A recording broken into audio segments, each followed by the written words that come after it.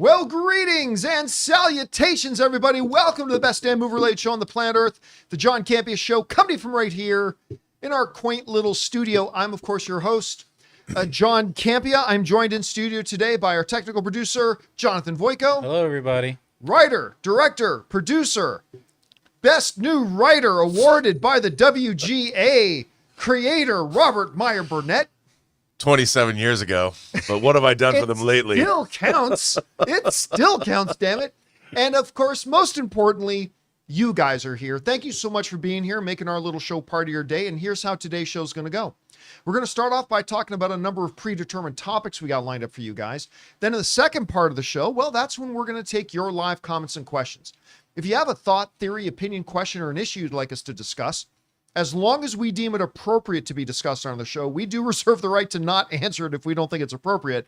Go ahead and fire it on into our tip link at www.streamelements.com/JohnCampea/tip. And the good news about the tip link is that it's actually good 24 hours a day, 7 days a week. So if you're listening to this show on podcasts, say either on Spotify or Apple Podcasts or your favorite podcasting app of choice, or if you're watching this show a little bit later in the day, you can still send in a question, and if you send one in when we're not live, we'll just get around to answering it on the next episode.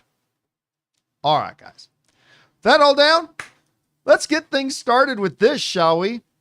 You know, one of the films I'm really looking forward to watching, and I'm going to go see it tomorrow, is the new Liam Neeson comedy. Don't get to say that often. Neeson's? The Neeson's comedy, The Naked Gun. Now, first reactions came out about a week ago, and they sounded really, really good.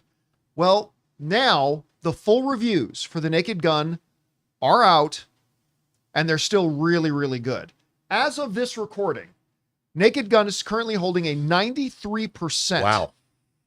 And like some of them are, hey, it's really good. It's good. And some of them are, this is the funniest film we've seen in a decade. Now, we're going to start off. Chicago Tribune did not like it. Didn't like it. Said, in the end, though, this Naked Gun has little interest or temperamental skill in the art of the deadpan throwaway, which was the crucial element in Police Squad and imminently in the three movies. No insult to this gentleman at all, but he writes like a guy who this movie was not made for. Just saying. No shade intended at all. Anyway, New York Post wrote, any lingering doubt should be assuaged by the resumes of the Naked Gun team, which are perfectly suited to this style of humor, an assault of absurdity. I love that. Jeremy Johns, our friend Jeremy, liked it. He wrote, what worked in this movie was an element I didn't know would work in the movie, and that's Liam Neeson as the star. Listen, it's understandable. There are a lot of people out there who do not understand how naturally funny Liam Neeson is. Also, like Seth MacFarlane, there's the scene in Ted when Ted's working at the store and Liam Neeson I won't comes forget up what you've done for me here buy today. the box of tricks. I wish that you would. It's just... And then, and what's the one he did with Ricky Gervais and Extras. Steve Merchant, them extras, or the one they did with Warwick Davis. Life's Too Short. Life's Too Short. Yeah. When he plays himself and he comes in, I want to do improv. Okay, let's go. All right. Knock, knock. Who's there? I have cancer. Yeah. Don't know, Liam, if cancer is funny. It's just, it's so good. Yeah, he's Anyway, let's go back to some of the reviews. Caleb wrote, while it likely won't convert anyone who wasn't a fan of the franchise previously, it nonetheless offers a slick new cast, proudly farcical barrel of laughs, and an affection for its namesake that's easy to admire. Fred Topple wrote, Neeson also delivers both voiceover and in-scene dialogue with dramatic intensity that takes it a second to realize he's told a poop joke. That delay makes the poop joke exponentially funnier. The Playlist wrote, with an eye for staging and composition, as well as an ear for the absurd dialogue, Schaefer brings boundless energy to bear that proves electric and infectious to watch unfold. LY wrote, Anderson and Neeson could not be more perfectly cast. Well, anyway, it goes on and on. A number of them writing that once we get into them, like, this is one of the funniest films, if not the funniest film of the decade. I have a hard time believing it's going to be funnier than Joyride, which I personally think, as of right now, is the funniest film of the decade. I agree. But if it is funnier than Joyride, oh my God. I mean, it doesn't need to be as funny as Joyride, but if it can even get close to that, it's going to be great. Rob, I was one of the people, admittedly, that when they first announced they were looking at redoing The Naked Gun, no. You're about 15 years too late. That's not going to fly. The next day, the announcement came out, Liam Neeson's going to lead it. And I went, forget what I said yesterday. This is brilliant. Then they played us the stuff at CinemaCon. We laughed our asses off. We did laugh our asses off. And it sounds, but still, you never know. You never know with stuff like this. It sounded like everybody's basically loving this film and is laughing a lot. Our friend Jimmy O from over at JoeBlow.com, he saw it. I remember I read what he wrote. He just thought it was like one of the funniest things he's ever seen in his life. So I agree with the one reviewer. Humor like The Naked Gun is not going to be for everybody. Like, I don't think the original one with Leslie, I don't think that was for everybody, but I mean, it's for me. So I'm seeing this tomorrow. I couldn't be more excited. What are you thinking about the reviews we're hearing? Well, I'm excited. Look, if young people need one thing today, it's a sense of humor. And I really do think that people, I don't know what's happened to the sense of humor amongst people. Like, I don't understand this weird backlash to Sydney Sweeney's American Eagle jeans commercials, which are hilarious. I mean, the fact that you think that they're anything other than hilarious, I am sure people are going to come out and talk about this kind of humor is incredibly offensive to whomever it's offensive to. You know, I mean, it's like, yes, that's the point. We used to be able to laugh at ourselves on every level. You know, I remember one of my favorite movies of all time is Woody Allen's Crimes and Misdemeanors. And there's a character, Alan Alda, in it. And he's like this famous producer. And he has this saying, if it bends, it's funny. If it breaks, it's not funny. I don't even know what that means. But I know it when I see it. You know, I'm like, that bent.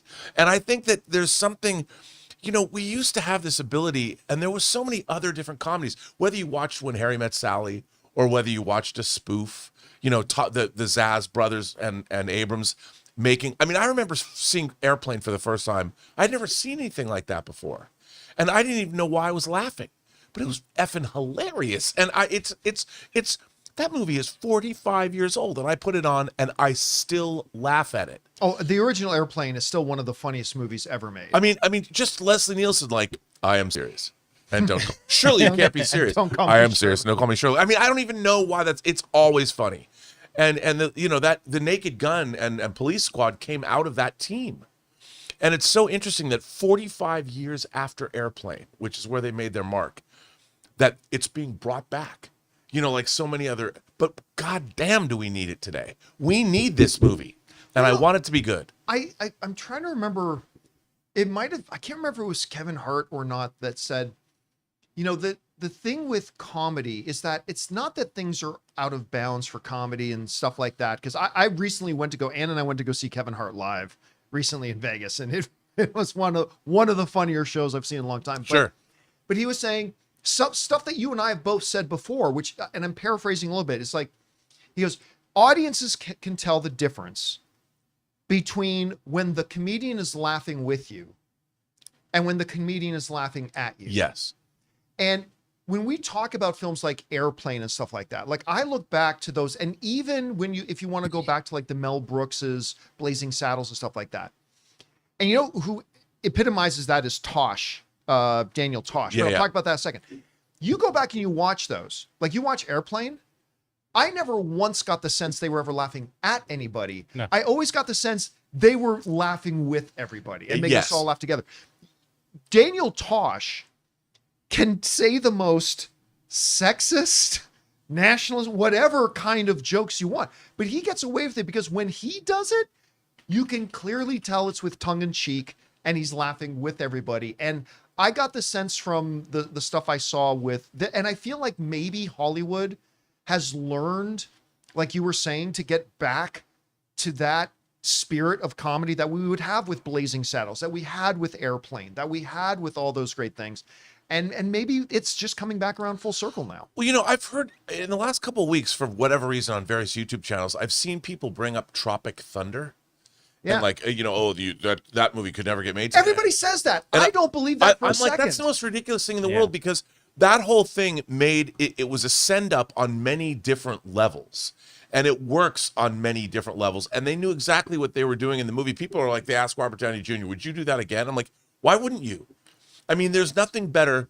What do you mean, you people? And then behind him, what do you mean, What do you mean, people? you people? Yeah, I mean, that movie is very self-aware. And the thing is, that's just you're self-aware. You're laughing at the bad guy. Yeah, and when you're watching that character talk to Ben Stiller's character about, you never go full, and yet he's done this extreme thing. It works on so many different levels.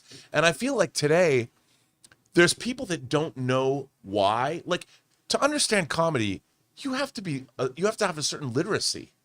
You have to know what's funny, and you have to know why it's funny. So comedy can be very sophisticated in a different level that people it can be very sophisticated. I mean, Dave Chappelle does a great job of doing both really elevated, smart comedy, but at the same time appealing to the more puerile members. He tells this great story about when he goes to see Kevin Hart with his son, because his son wanted to see Kevin Hart. And he tells the story about getting the tickets and everything. And he goes, and Kevin Hart was terrible. Or he goes, Kevin Hart was terrific, and I was furious. Yeah. And I mean, it was so funny, because he's saying Kevin Hart's a great comedian, but immediately he brings it back to himself and like, damn him for being so funny, and he charges more for his tickets than I do. And it was very, you look at Dave Chappelle, who's an amazing raconteur, but he's never laughing. People mistake it and they say he's laughing at people. He doesn't do that.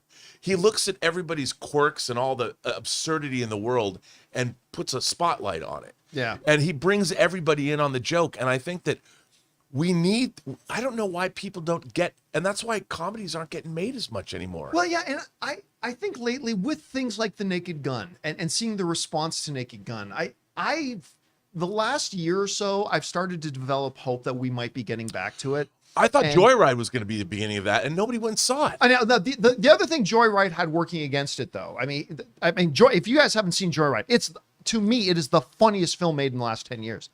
Very raunchy, very whatever, but it had other things working against it that say Naked Gun does not. Right. It did not have a recognizable name in its title. It did not have a truly recognizable name in the cast. There are a couple of faces in it that you're like, oh, I've seen her somewhere. Yeah. But it doesn't have a Liam Neeson or something like that in it. It didn't have the marketing budget or the push that a Naked Gun has.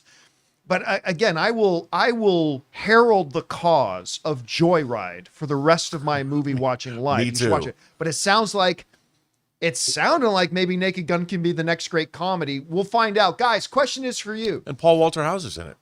And he will in everything. He's in Fantastic Four. He's in this. Anyway, whatever you guys think about this and what's standing out to you about the reviews, whatever your thoughts are, jump down into the comment section below and let us know your thoughts.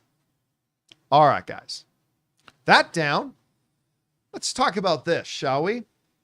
Speaking of edgy comedy, South Park has always thrived on taking even things they love and adore and harshly brutalizing it with humor, right? And it's always, well, I'm not going to say it's always, I mean, sometimes they achieve being funny, but they don't all the time, right? Like as a Canadian, I love it when they rip on Canadians. Because I know they love Canada. But man, when they rip on Canada, it's some of the funniest stuff that they've ever done. One of my favorite episodes of all time of South Park is the Canada on strike. That was a spoof of the writer's strike stuff going on. That is like one of my favorite episodes of South Park ever. Well, that and the World of Warcraft one. The World of Warcraft one is probably my absolute number one. But, they do stuff. Even one of the recent ones when they did their whole Kathleen Kennedy episode about put a chick in it and make her gay. Oh. I mean, do I philosophically agree with everything they said in that episode? No, but was it hilarious? It was absolutely hilarious. It was incredible. And sometimes they make poignant commentary and whatever too. That's what they're great at. So last week, they put out what I consider to be one of the funniest episodes they put out in forever. And it got a huge response. And it's not coincidental that they did that episode like while the ink was still wet on them signing a $1.5 billion contract. And they did it. It got such a response. It got such a response that everybody was looking forward to seeing what they were going to do in week 2, where they're delaying the second episode a full week. This comes from the Hollywood Reporter, who wrote, South Park skipping a week will air second episode of season 27 in August, which is going to be on the 7th, 6th, or 7th. Anyway, a week after the show's controversial season 27 premiere, South Park is taking the week off, according to a video posted Tuesday on South Park Studios' YouTube page, which also gave a little trailer of the next episode, announcing that the second season 27 episode will air on August 6th. While the skipped week comes just after a tumultuous contract negotiation that ended with the show's creators, Trey Parker and Matt Stone, inking a $1.5 billion licensing deal, and a premiere episode that heavily mocked President Donald Trump, the week off likely has nothing to do with either event. South Park has been known to skip weeks as a new season rolls out week over week. And the Hollywood Reporter's not wrong. It has happened before. But I want to throw my thought on this. We have seen, I don't think they do it anymore specifically, but for a long time, South Park, a number of times, South Park literally, let's say the show was coming out on Monday. On Tuesday, they start working on that show. And they write it, animate it, render it, put it out, and get it to the studio within 7 days. And they just make it that fast. Rob, I have no proof of this. This is just me speculating, just to be clear. Okay, just me speculating. What I think happened here, I think they saw the response that episode got last week. And I think they decided, let's double down. Let's double down. I agree with you. Let's delay it another week, give us some more time, and let's double down on this. Well, and you know what else it does? What's that? All the pundits who are against it are like, well, it looks like it's been delayed. Blah, blah, blah, blah, blah, blah, blah. And then it's going to hit them, and they're going to be like... None of them can say that when they see the trailer. Yeah. It's... So I think, and again, I could be totally wrong about this. Again, this is just me speculating. I think they said, let's go harder. Let's double down on this. And anyway, so that's coming out next week. Last week's episode, I don't think is the funniest they've ever done, but I think it's one of the funniest they've ever done. And listen, there was enough in there to offend everybody. Yeah. Like, I don't care where you are on the pillows, but that's the thing. South Park, they make humor about things even they don't agree with, and this stuff they do agree with. And I think this is great. And I thought the trailer for next week's episode looks hilarious too. Anyway, what did you think about it? The trailer was hilarious. That episode, I have to tell you, I first saw that episode. Somebody posted it on X. They posted the episode on X, and before it even had, I don't know where it came from. I just saw the last 5 minutes on social media before I saw the whole episode. Oh yeah, it was the whole, it was the whole thing, God. and I was it kept doing this weird skipping thing with these numbers. But anyway, I watched it and I was like, at first I had to stop and go, is this real? Like, I didn't know if it was somebody recreating South Park.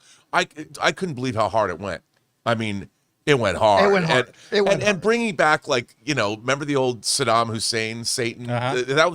It went all the way back to old school South Park. Old callback. You remind me of an old boyfriend. I know. And it was just, I'm looking at this going, oh my God. Like, relax, guy. And why did they make Trump Canadian?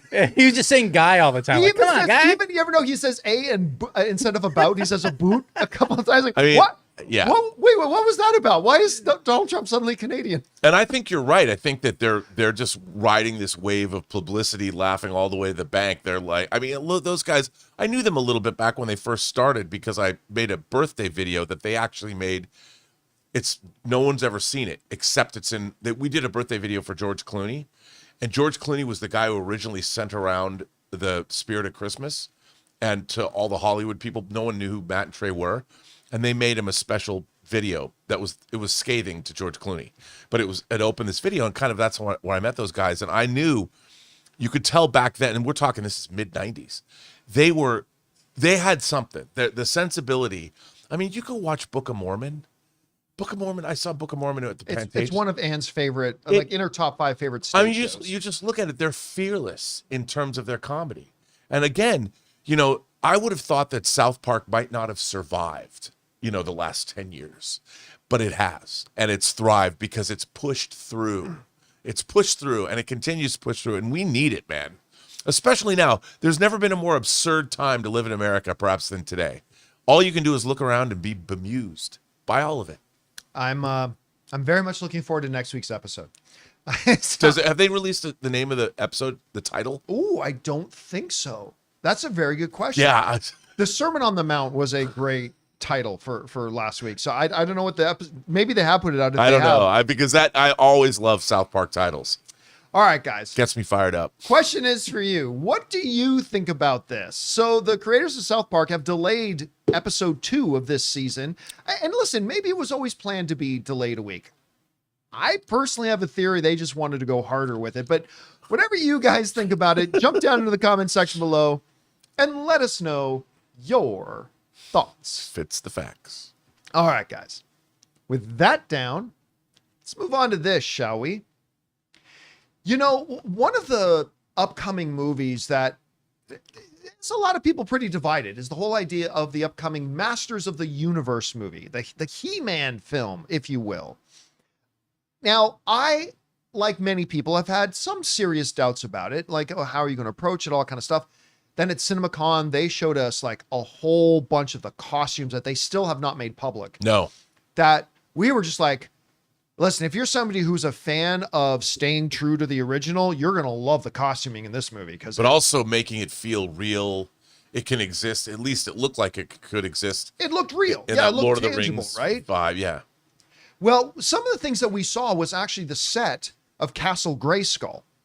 And now the fan site for Eternia has put out some of the pictures that they've got. And also something on the side there of look like Snake Mountain. And in case you're wondering, you know, because it's coming for Eternia.com, if it's actually real, we can tell you, yeah, this is what we saw. So they had some, did you pull some of those images? Jonathan, you got it there? So there's one, that looks like something straight out of Indiana Jones. Yeah. So that one looks pretty good. What Yeah. did they have others? What was the other stuff they had there? The close-up Oh yeah, of, which they showcased these actually at Comic-Con this year. So they actually showcased Skeletor's staff that they're using in the movie and the actual Sword of Eternia that He-Man wields. Which there, it's very shiny. I felt like in that those behind-the-scenes ones where he's like, you know, he just he's holding the sword, but he's like under arrest. It looks like it's a dull material, and I wonder if that's for effect. Like it's like dull there, but then when it's that's a little more shiny, chromy, you know? when it's actually on Eternia, yeah, as opposed to here. yeah. So yeah, listen, I don't know if this movie's going to be any good. Yeah, cause see there, All right. Yeah, there it is. Well, actually, you know what? Maybe it's just because it's just the light, the because shadow. it's behind him. Yeah. And the light's coming from in front of him. But I don't know if the movie's going to be good. Okay. I just don't know. I have a degree of faith in it because you got Knight directing it. Mm-hmm. Travis Knight is directing it. And I've loved everything he's done so far. Yeah. So that says a lot to it. I just know this. It's going to look very good. Whether the movie is good or not, I can't say. Maybe it'll be great. Maybe it'll be a train wreck. But they've got a great director. And from all the design stuff we've seen, it's going to look good. And for some people, Rob, that's going to be enough. For some people who are just going because they want that nostalgia kick. It's not going to be enough for me, but it's at least looking good. What do you think about the stuff they're showing? Well, you know, I've been singing the praises of production designer Guy Hendrix Dias, you know, who did the production design for X2, Inception, Black Hat, Michael Mann's Black Hat, which if you see the director's cut, it's a pretty great movie. It's the sensibilities of these two guys bringing this world to life that when we saw that behind the scenes footage, and we saw a lot, and I'm like, look, the source material is the source material. It's not like they're going to turn He-Man into Lord of the Rings. It's still He-Man and the Masters of the Universe. And yet, if I get something along the lines of Dungeons and Dragons meets Lord of the Rings, that'll be pretty damn good. I will enjoy the heck out of that movie because that's what it's supposed to be. It's not supposed to be Lord of the Rings, like the apocalyptic. Right. We're the going original to Mount cartoon Doom. never was. No, not at all. No. And so you've got to remember what is the source material, but it looks to me like everything that, even the way, like we just saw in that picture, when He-Man's holding the sword, the way he's holding the Sword of Eternia there, sort of power. Right. I never thought you could hold it that way. Like as you're walking along, so you don't have to hold. You know, it's awkward to hold a sword by its hilt. I never thought. What a great. I don't know if that's from the mythology, the canon of the show, but that just shows how functional that. I wonder if that was something Guy came up with. Like, that's an easier way to hold a sword if you're traipsing somewhere. You're hiking to see your enemy. If you're holding it by the hilt, it's really awkward. It's like a skateboard. Yeah, and this is a great way to hold this. I'm thinking this is the thinking that's gone into this movie. I mean, everything from the way the walls look to the way the swords look to the way the vehicles look, it's all been carefully considered. And I can't wait to see this movie. I don't know why. When we saw that footage, I'm like, I really want to see this. You know what one of my favorite swords ever is? And not my absolute top, but I came across an actual studio-produced replica of it. Some of you will know it, some of you won't. It's from the game I've spent uncountable numbers of hours of my life playing, World of Warcraft. So the Lich King has this sword, there's a key character in it, has this sword called Frostmourne. And they had an actual literal thing of it. And I got to pick it up. And man, it was heavy, right? Because you're talking about how he's carrying it and stuff like that. Because I picked that thing up and it was huge and glorious and heavy. They also wanted $1,200 for it, which I was not going to pay. But I mean, so I'm wondering, I don't think that sword he's carrying around is metal. I think that sword is very much probably a type of hardcore foam or something like that. Because I'm thinking when I picked up that sword, there's no way I could hold it like the way he was holding it in that picture. There's like just no way, because it was like 30 something pounds. But so it's got to be some kind of an artificial, although I'm sure they'll have a legitimate steel one for sure, a hero the sword here or there. Yeah. Around. Anyway, guys, question is for you. What do you think about these images? Again, we don't know if the movie's going to be good or not. It could be terrible, but we've been telling you it's going to visually look really good. What do you think about these images that have now come out for it? Whatever your thoughts are, jump down to the comment section below and let us know your thoughts. All right, guys. With that down, let's move on to this, shall we? You know, one of my favorite guys in the MCU has always been Jeremy Renner. I haven't always been a big fan of the Hawkeye character, but I've grown to really like him a lot, particularly when he's a secondary character. I'm not a big fan of the Hawkeye series, just to be honest with you. I thought they could have done better with him, although it did have some great episodes. But Jeremy Renner in the MCU, he's one of the original pillars.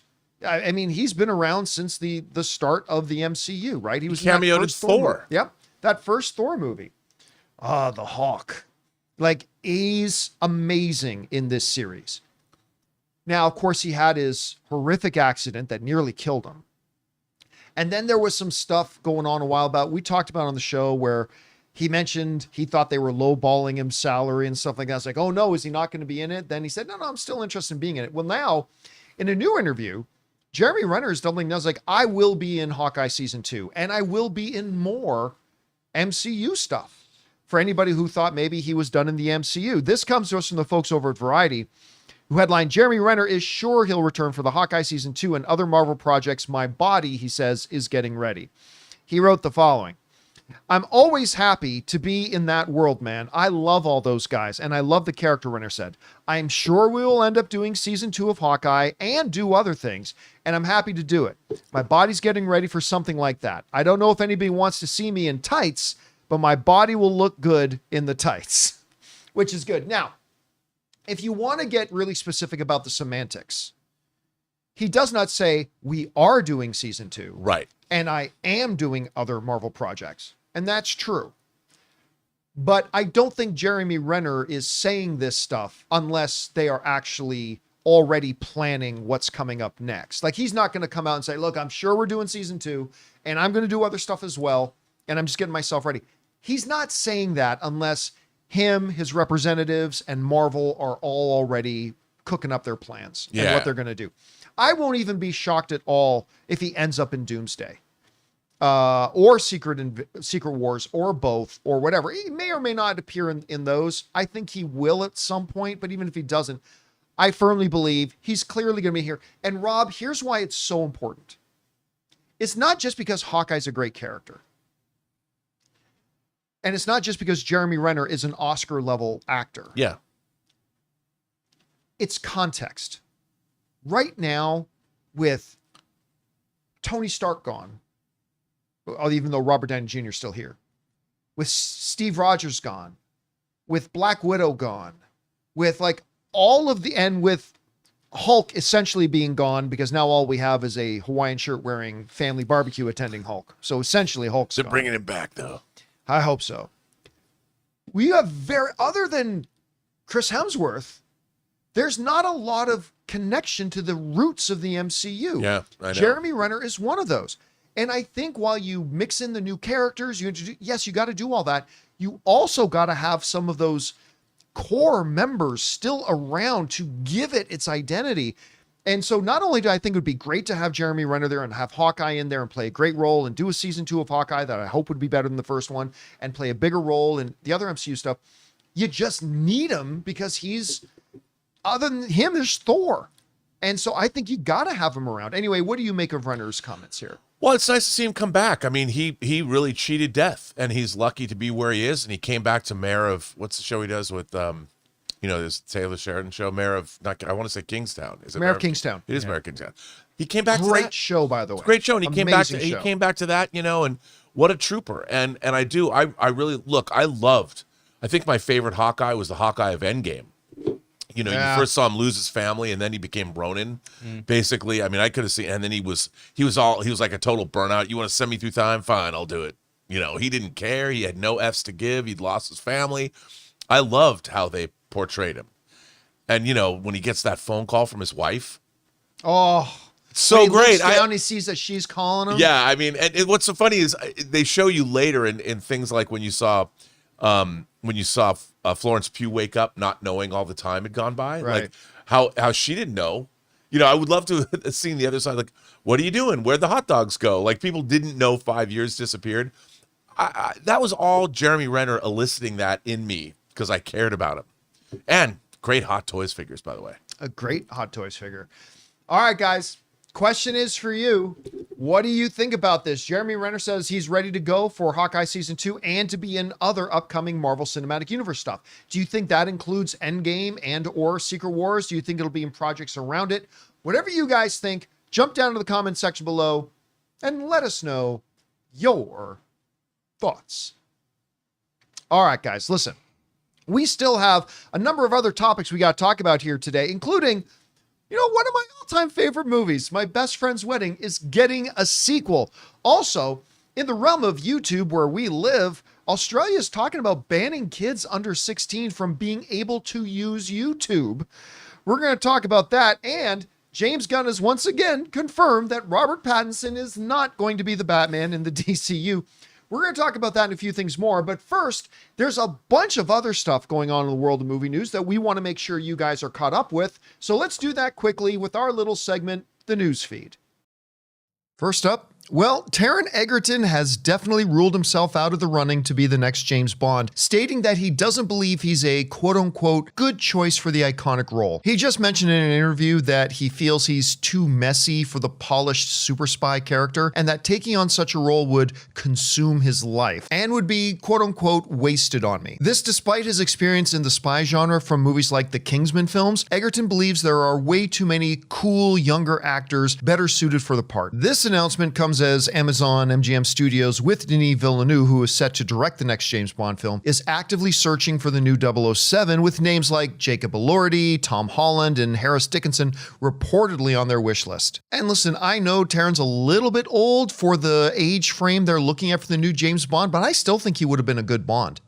Next up, original Gremlins lead actor Zach Galligan has revealed that a script for Gremlins 3 is absolutely complete and is just currently awaiting for Steven Spielberg's approval. Warner Brothers is reportedly quote-unquote incredibly interested in the project, spurred by the success of other legacy sequels like Beetlejuice. Now, while no writer or director has been officially announced, Warner Brothers Pictures co-chief Pam Abdi previously confirmed that the studio is developing a new entry for both Gremlins and Goonies franchises with Spielberg's Amblin Entertainment. Now, if Steven Spielberg greenlights the project, production could begin as early as 2026 with a potential release date as early as 2027. I have to admit, I'm actually more interested in the Goonies possible follow-up, getting that cast together again, than I am for Gremlins, but hey, it would be interesting to see both.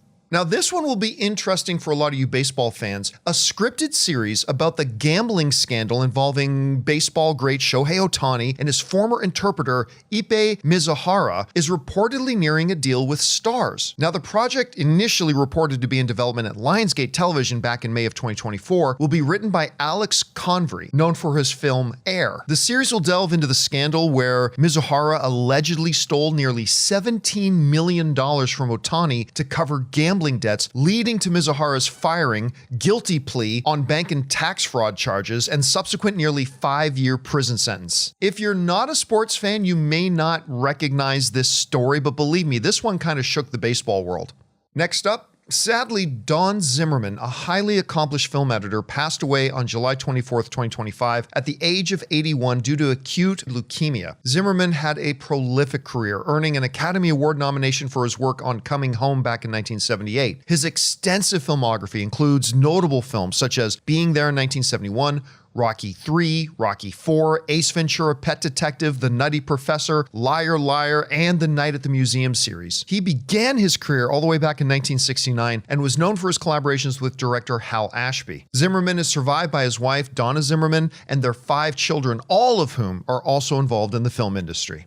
Next up, the first trailer for the new movie The Lost Bus has just arrived online. The Lost Bus is an upcoming Apple TV Plus film starring Matthew McConaughey as a heroic school bus driver who, alongside a dedicated teacher played by Oscar-nominated America Ferrera, saves 22 children from a raging wildfire. Inspired by actual true events of the 2018 Camp Fire, the movie is directed by Paul Greengrass. The film marks McConaughey's return to live-action roles after a 6-year hiatus and will premiere in select theaters on September 19th before its global debut on Apple TV Plus on October 3rd, 2025. Now, they first showed us the trailer for this one back at CinemaCon, and I think it looks really intense. I'm looking forward to watching this one. Next up, speaking of new trailers, the first one for the new film Blue Moon has just dropped. Now, Blue Moon is a new film from director Richard Linklater, starring Ethan Hawke as the legendary boozy songwriter Lawrence Hart. The biographical drama is set over one night in 1943 at New York's Sardi's Bar, following the after party for the premiere of Rodgers and Hammerstein's Oklahoma. Blue Moon will be released in New York and Los Angeles on October 17th, with a wider release on October 24th. I have not even been aware of this film, to be honest with you, but this looks great. I'm actually really excited to see it, and Ethan Hawke, as hard as it is to believe, just seems to be getting better and better the further along he gets in his career. And finally, James Cameron's Lightstorm Entertainment has acquired the rights to adapt the recently published fantasy novel The Devils, with Cameron set to co-write the screenplay. Cameron described the book, which is set in a fantastical medieval Europe and features a diverse cast of characters on a quest to escort a princess as quote-unquote off its tits, and a project he's undertaking quote-unquote for fun, a departure from his more concise-driven Avatar series or the upcoming Ghosts of Hiroshima. The adaptation is planned to commence after the completion of the Avatar Fire and Ash film, the 3rd installment of the Avatar series, which is scheduled to release on December 19th. And that'll do it for today's movie news feed. All right, guys, and make sure you let us know whatever you think about any or all those stories we just covered in the news feed. All right. Oh, and by the way, guys, we've been doing the news feed this week. Let us know what you think about it, if it's just kind of a waste of time, or if you're interested in the stuff we cover. Whatever you guys think about it, let me know down in the comments of this video. All right. With that down, guys, let's move on to this. You know, My Best Friend's Wedding, the Julia Roberts, Cameron Diaz film, it is one of only, I always lose count. I'm going to say four. It's one of only 4 films ever in history that actually made me cry. Wow. Because what are the other 3? Well, Life is Beautiful. Oh, Is one that made me cry. Schindler's List is one that made me cry. I can't remember what the other one was right now. There might have been 1 or 2 other Star ones. Trek II: The Wrath of Khan, because it made me cry. Maybe Up, but anyway, this was the most human. That's when I cried. But at the end of My Best Friend's Wedding, and I cry at different stuff than other people do. Like I cry at signs of great signs of loyalty and friendship and stuff like that. And at the end of it, you know, Julia Roberts is at the wedding of the man she wanted to marry, and he's married somebody else, and she's talking to her gay best friend on the phone, and who's in another city. And then she looks up and realizes that the best friend was there. Because he knew she would be hurting and needed somebody, he got on a plane and flew across the country to be there at that wedding for her because he knew she needed a friend. And I bawled.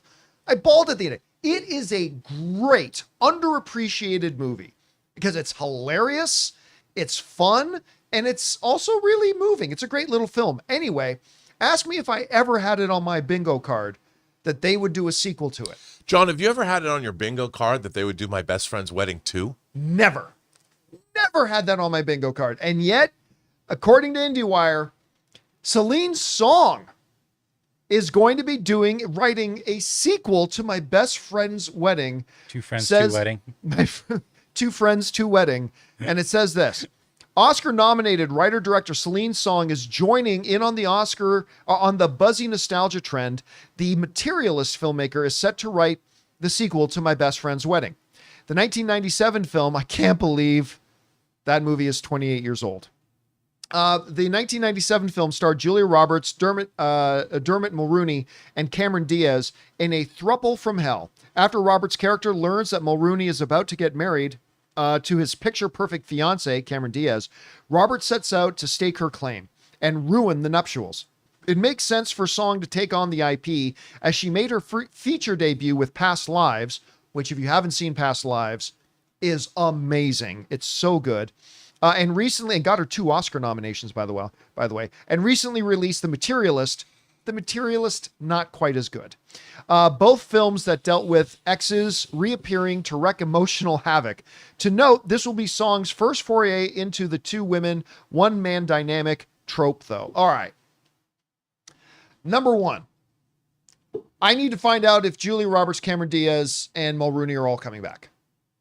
I mean, it's got to have all 3. It's got to have all 3 come back. All 3 are still working. I mean, so yeah, get them all back. Look at how cute Cameron Diaz was. Oh, dude. And that's nothing. I still contend to this day that man or woman, no performer has ever looked hotter in a movie than Cameron Diaz did in The Mask. Cameron Diaz in The Mask is hotter than any man or woman has ever looked in a feature film, in my opinion. Still to this day. Especially that damn dance number they do. So I'm partial to Cameron Diaz and Ridley Scott's The Counselor. I'm not partial to anything in The Counselor, but at any rate. It's one of the greatest movies ever made. So I'm extremely excited that they're talking about doing a sequel. And despite the fact that I did not like The Materialist, it wasn't terrible, but I didn't like it. But I see what Celine Song can do in Past Lives. And I saw echoes of that in Materialist. I think she's a great choice to write this. So now it says, unfortunately, that she's not in talks to direct it, but she is going to be writing it.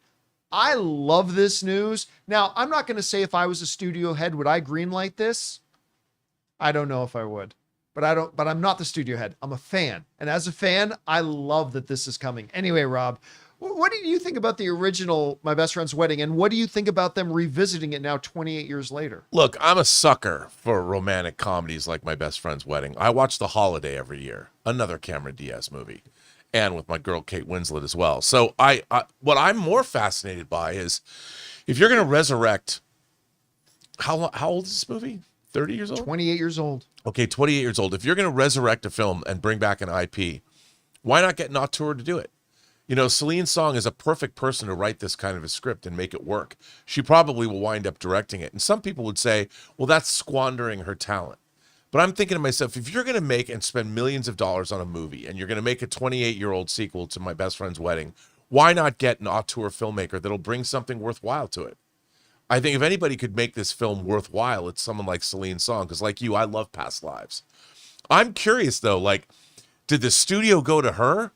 Or did she have like a Ryan Coogler? Did she have a pitch? Yeah, did she? Ryan Coogler's like, I got an idea for a Rocky movie. I want to make Creed about Adonis Creed, and cut to there's 3 Creed movies. I would love it if she, like you, loved this movie and had a great idea and pitched the studio, and they said, we love that. That to me is because it's authorship. You're getting something that somebody was a creator was passionate about. And I think there's lots of people out there that would, there's this movie, you might not think it needs a sequel, but I have an idea. And you come up with something that's going to be great. What if it turns out to be great? If she's writing it, she must have a great idea. And if they're greenlighting it, that must be a good idea. And Yeah. if you can get all the original cast back, I just want to know if it was direct work for hire, or did she have the idea and it was a passion project for her? I'm going to guess it's a spec. I'm going to guess she went to them with a pitch. I'd love to believe that. I really would, because that makes me happy. All right, guys, question is for you. What do you think about this? Multi-Oscar nominated filmmaker Celine Song apparently is writing a script for a 28 years later, My Best Friend's Wedding 2. I love this news. I don't hear anybody else ever talking about this movie, but I will talk about this movie. Whatever you guys think about this, jump down to the comment section below and let us know your thoughts. All right, guys. With that down, let's move on and talk about this, shall we?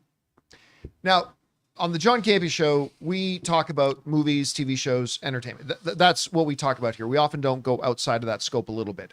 However, this show does live on YouTube. It also lives on podcast and whatnot, but the basic home of this show is YouTube. We live on YouTube. That is our ecosystem. It's where we are. Like and subscribe. Like and subscribe. So there's a story out there that is not movie related, okay? And so every once in a while, I'll make a minor exception. I'll make one here. Because it does involve YouTube as a whole. Australia, you will know, some of you may have heard in the stories, that Australia was looking at doing a social media ban for kids under a certain age. However, when they started talking about this last year, that social media ban was not going to include YouTube. They said that was YouTube was being looked at more as an educational sort of thing. However, things have changed. According to CNN Business, YouTube is now included in Australia's social media ban for kids under not 10, not 11, kids under 16. Not going to be able to use YouTube anymore.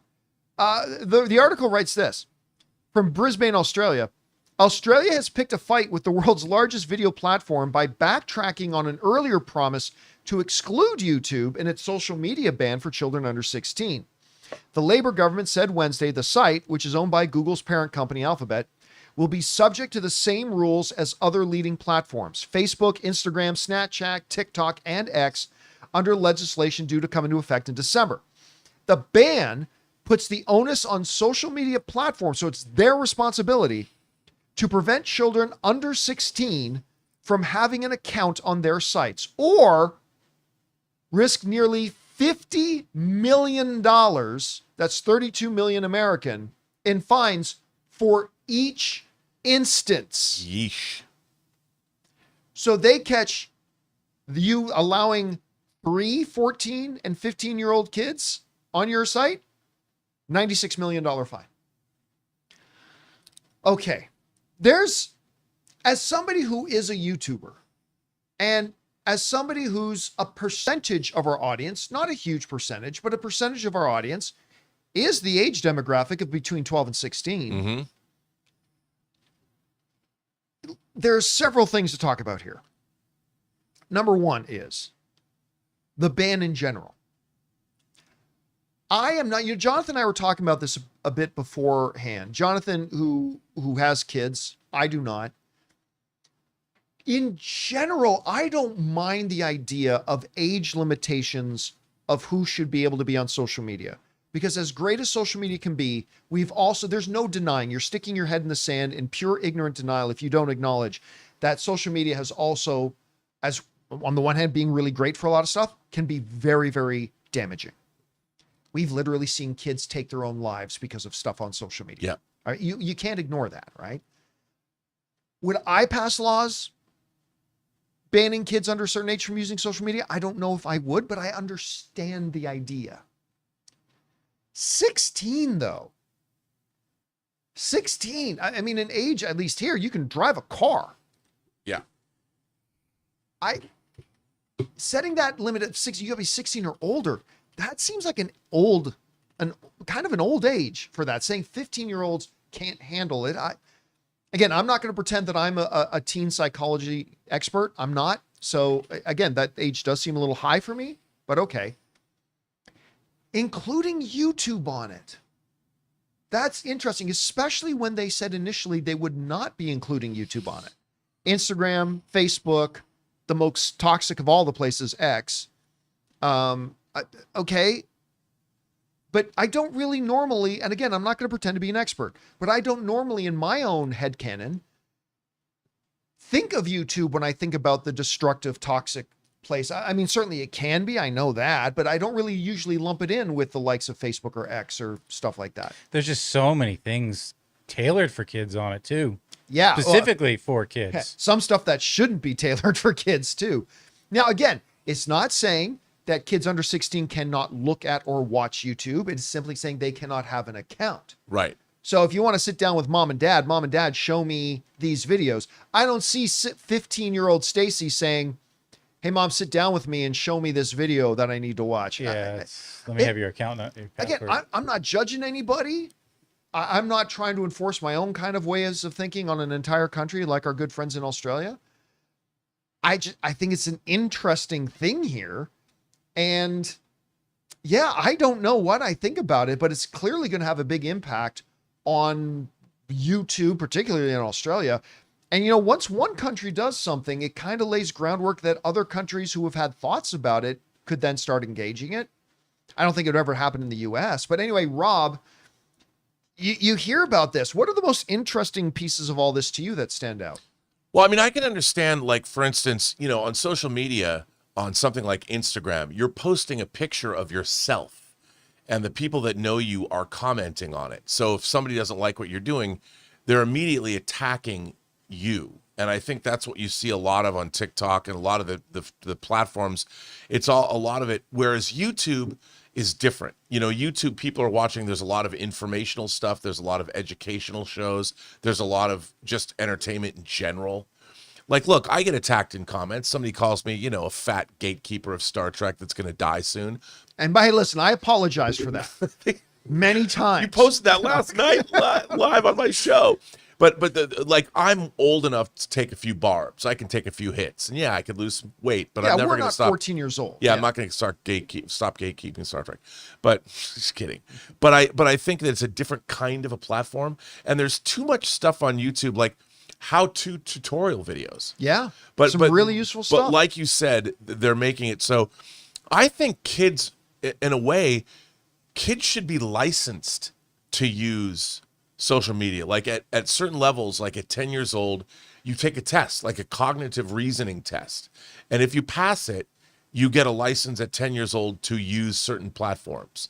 Just because, I think that what goes on is more of it's an individual, personal kind of how are you as a person? Can you handle what you're stepping into? Are you capable as a human being to do that? So, but in this case, banning, I don't know, but not allowing people to have an account, that's a different thing. But does that mean you can still watch YouTube, but you just can't be on YouTube? Yeah, there's no, as far as I know, there's no law there saying that if you're Australian, you are not allowed to show a kid under 16 a YouTube video. It's simply a law for the social media platforms that you can't allow them to make an account. I don't necessarily think that's a bad thing, because right now any yo-yo can sign up to YouTube, start a channel. I know, because I've done it myself. But I think that forcing people, make it more of a privilege and make it more, just like driving a car. You think about it more when it's special. Like, you can't just get behind the wheel of a car when you're 16. You have to learn to drive. You have to take driver's ed. You have to learn the rules of the road. I mean, I don't think that's ever a bad thing. I don't think it's a bad thing to learn how to use a firearm. What's wrong with waiting 6 months by taking safety courses and learning how to use things? Because it makes you pay more attention to them. It can only be a good thing, as long as, I mean, I don't know how it's going to work and how they'd prevent that from happening, but, maybe it would make it better. And when people finally do get to YouTube, they see, well, maybe I better make my time here worthwhile.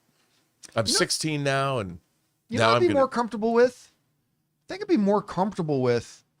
Again, and I'm not saying I'm falling on either side of things, because I haven't processed this long enough to really form a true opinion. I'm not trying to skirt it. I'm just saying I'm just being an intelligent human being by saying I haven't really been able to think through all the consequences of this.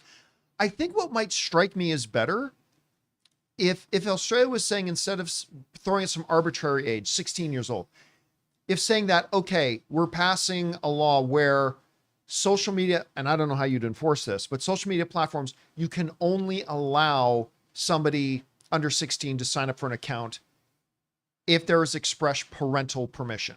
Sure. So like if the parent has a YouTube account and they could, through their verified YouTube account, can validate that their child Sissy is able to sign up at 14. Yep. Instead of just putting out a blanket law, maybe just saying, hey, we got to have parental, because listen, we don't have laws that say a 15-year-old can't watch HBO Max. We say parental discretion advised. We give parents tools to block it if the parents want to. So I don't know, maybe putting it into parents' hands. That's a really good idea. Or Yeah. make it a step deal. Like, you have various, you can't become a full creator until you're 16, but you can have certain privileges as you get older and earn them. Again, like, we're not the experts on preteen psychology here, okay? I just think this is a very interesting thing that is going to have some impact on our channel too as well. Yeah. And I just think it's a really interesting thing worth discussing. Whatever you guys think about this, jump down into the comment section below and let us know your thoughts. By the way, one of our channel members, Spencer Smothers, who's been a member for 40 months, has just put up, are you able to bring this comment up, Jonathan? What is it? It's the highlighted comment from Spencer Smothers, who wrote, the UK Safety Act just went into effect, requiring online sites to prevent children from accessing harmful content.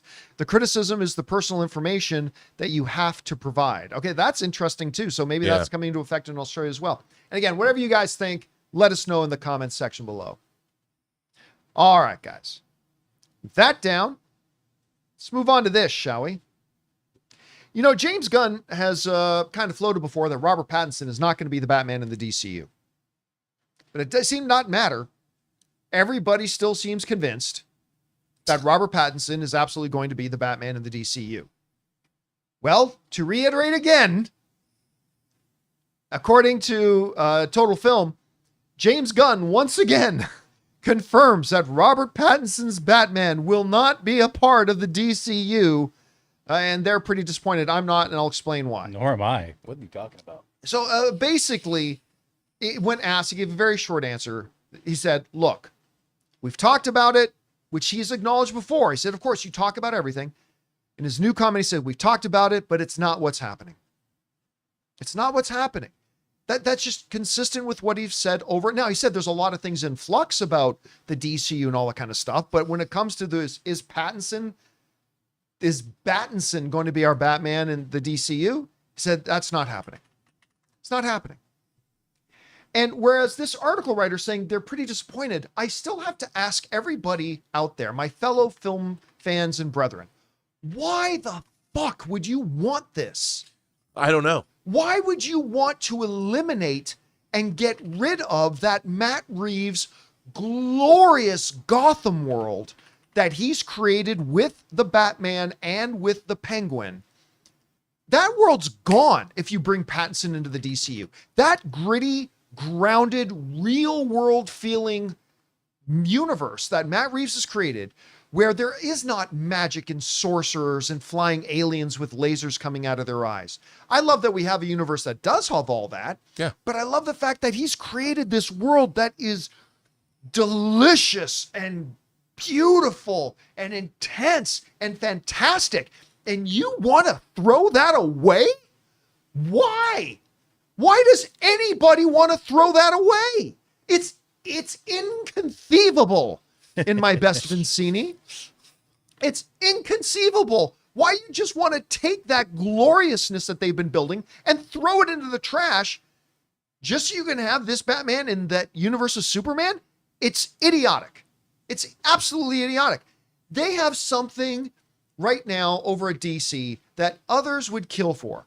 They have a thriving, excellent little pocket cinematic universe going on with Matt Reeves and Robert Pattinson and Colin Farrell and Kristen Milioti and all that kind of stuff going on over there. And it's working. They've had 2 projects, and both of them, in my opinions, I don't do scores out of 10, but they're like 9 out of 10s each. All right. They're fantastic. We've got Superman just launched this other glorious cinematic universe. Then we've got Peacemaker coming and Lanterns and Supergirl, and this Superman was fantastic.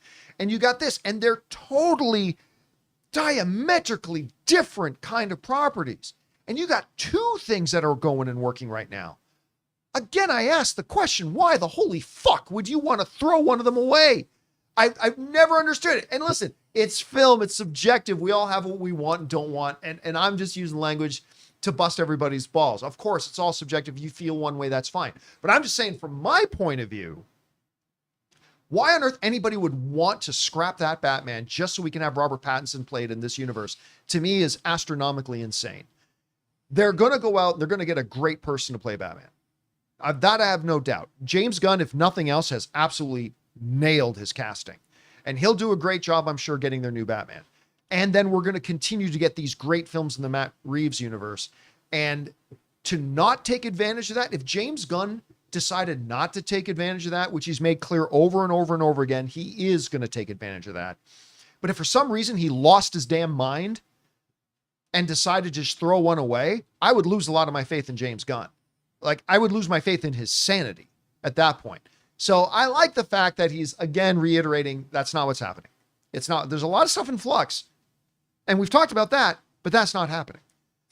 And I'm glad he said it again, and I honestly wish my beloved fellow film brethren would get off this wagon, because it's insane. It's absolutely insane. Anyway, Rob, what's your take on this whole thing? I'm in agreement with my esteemed colleague over there. Yes, no, I believe, I don't understand why people would have even thought that was even on the table.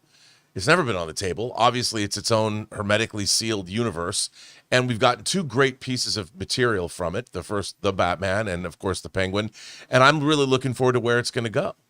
And I think, obviously, the tone of it is completely diametrically opposed to what James Gunn is doing, at least based on the one thing we've seen. I just don't think that there's any place, the whole aesthetic, the whole idea behind it. In that universe, Batman is really the only superhero. There's no indication there's any others. And he has no magic or superpowers. No, and it's just, again, it's that crime thriller Batman, the Dark Knight detective Batman. There's no reason to have him in the James Gunn universe. I don't even want to see another superhero. You can have we got villains. Catwoman over there. Yeah, but I mean, Catwoman isn't super powered. You know, she's a cat burglar, and it's a very street level version of Batman, and I love it for that reason. And I just don't think it belongs at all in James Gunn's. James Gunn's going to give us a more heightened Batman, a Batman we haven't seen before on screen. That's not going to be campy like the Schumacher Batmans, but it's also not. You don't want the nipples?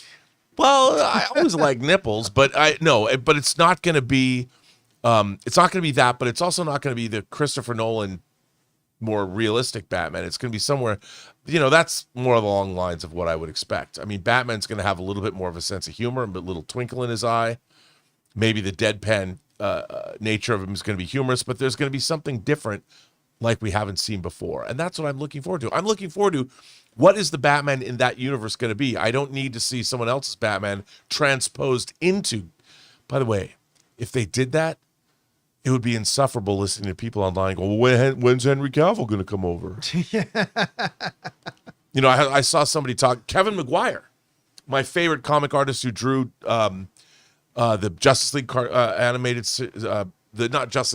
Justice League comic series in the 80s that James Gunn took a lot of Superman from.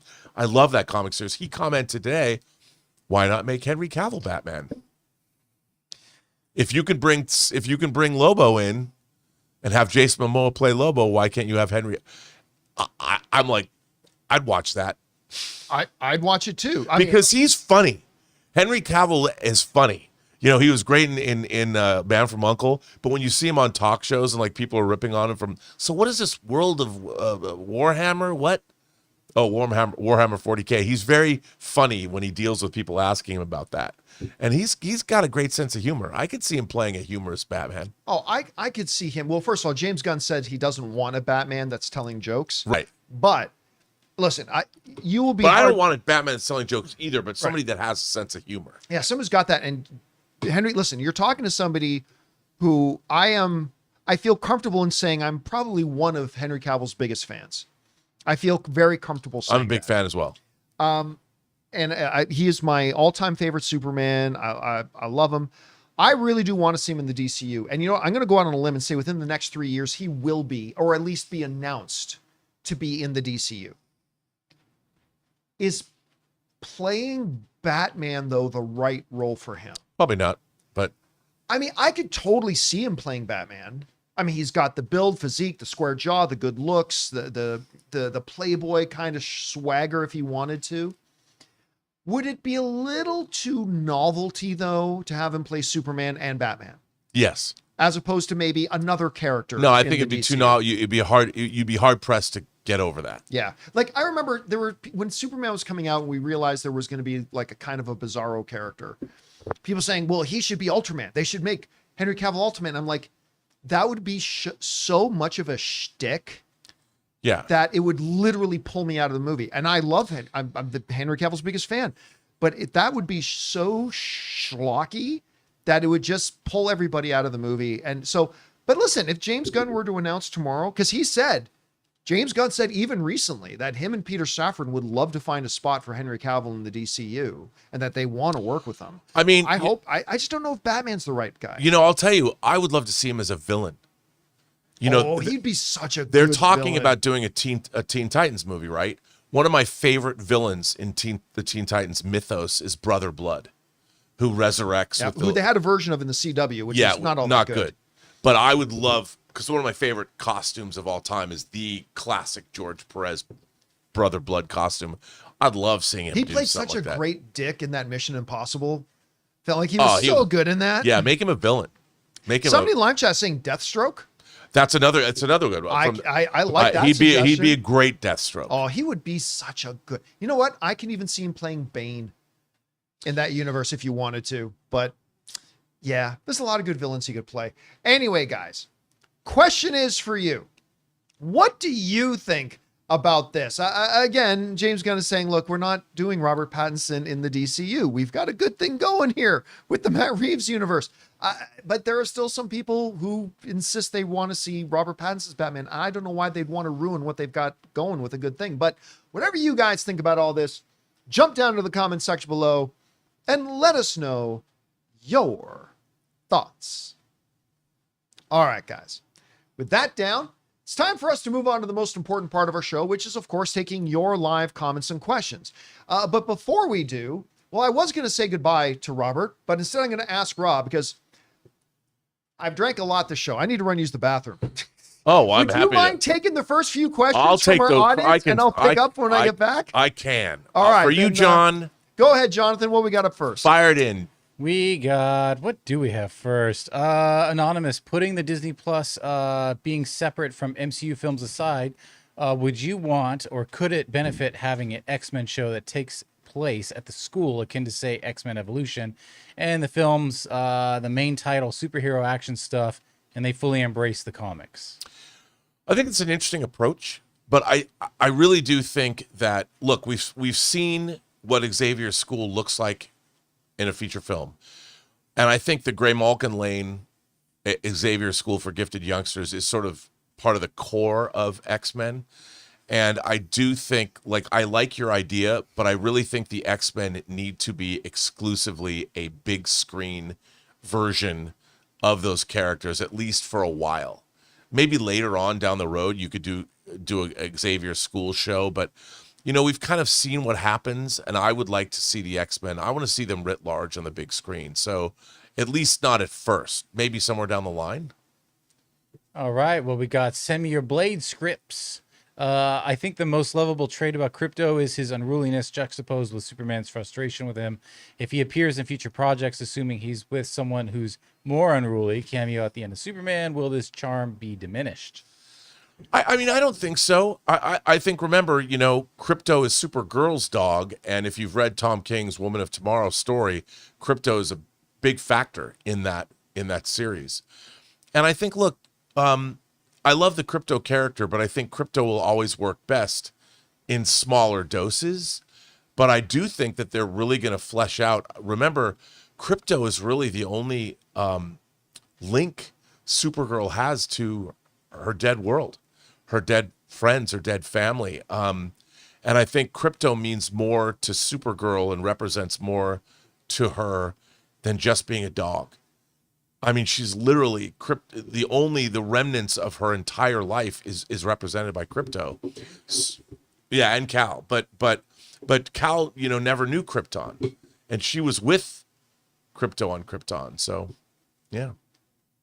We got JMD. It's a 3-parter. Hey, John, I just watched the clip where you spoke about your mom and your shell cracked for a moment. I just want to say that you're a badass for it, and thank you. My mom was diagnosed with cancer a while back, and it broke me like nothing ever has. She's still here, but every form of coping and moving forward I know do not apply because it's my mom. My perspective changed, and now I crack too, especially in movies and shows. I watched 15 years of Supernatural with my mom, and it's my favorite show. Superman and Lois. Also, Superman and Lois, for the first time, I connected so seamlessly to the characters. The family dynamic is the most realistic that I've seen.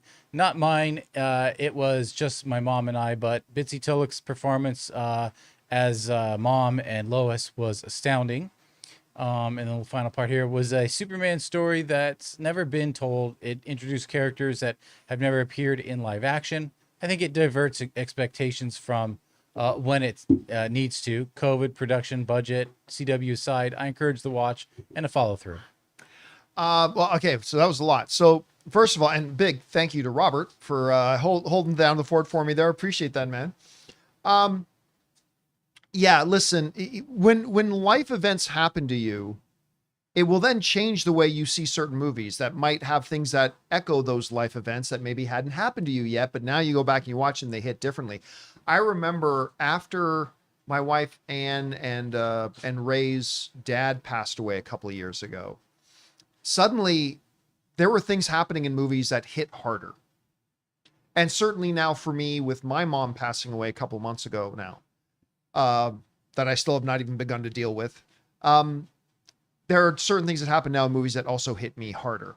Now, regarding Superman and Lois, the show especially started off great. I mean, I love this notion that, what can challenge Superman? How about fatherhood? How about that challenging Superman? And they did such a good job with that. And I've always liked her. She played Lois because I first kind of saw her in, what was it called again? The show about the monsters. The Monster Hunter. And it's named after Grimm. That's what it was. It was Grimm. I loved her in Grimm. I used to love that show. I didn't so much love the final season, but everything else about Grimm I absolutely loved. It was great. So yeah, they did that really well. All right, what's next? We got dad jokes. Hey, John, I don't remember you talking about the new Avatar trailer yet. What are your thoughts? Well, we talked about it in April. We did a big 20-minute discussion on it back in April when they showed it to us at CinemaCon. And then we did talk about it again a little bit once it leaked online or after we saw it in theaters. But yeah, listen, it's a first trailer. I think visually it's gorgeous. It's promising to take you back to Pandora.